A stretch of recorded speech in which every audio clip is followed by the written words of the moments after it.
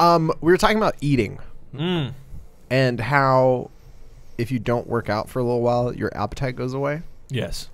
And how the moment you start training, lifting anything heavy again, your appetite just comes back in bounds. Well, I've been working out for so long, though, that it's like for me, normal is being hungry all the time. And then it's not until I stop working out for a period of time that I remember that that's not how it is for other people. Like, because of, like, busy life or whatever, like, I don't work out for 2 or 3 weeks, it's weird to just not feel hunger constantly, you know, because normally it's like I get up in the morning, I'm hungry, I feel like I can't possibly go to work without, you know, making myself eggs and eating a protein bar and having a coconut oil coffee, and then you just don't work out for a couple weeks, and then it's like 3 in the afternoon and you haven't eaten anything, and you're like, oh, this is how the other half lives. So is the takeaway that the proper method to lose weight is to not work out?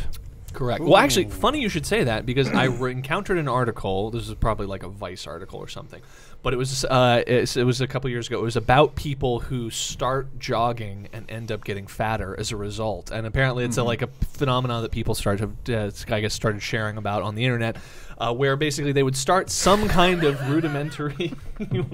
Just scratching my nose and in the frame, way in your frame. Get all up in. Wow, that's strange. Okay, but. About how some people, and I think of some people with a certain genetic predisposition to weight gain, basically are you moving in on my frame? Just a little bit of nose. Just my nose. With a certain genetic predisposition to weight gain, if they start jogging, they don't lose any body fat. They just get mad hungry and they start eating, and as a result, the weight starts going on instead of coming off. That's the most Vice article I've ever heard in my entire life. It's like, don't even bother exercising. Instead, eat these edibles. Like the only thing more Vice would have been like, the best weight loss program I ever had was Coke and sex dungeons in Berlin, which is probably a Vice article. Now that I'm fucking thinking about it, we did ayahuasca with Bernie Sanders, so you don't have to.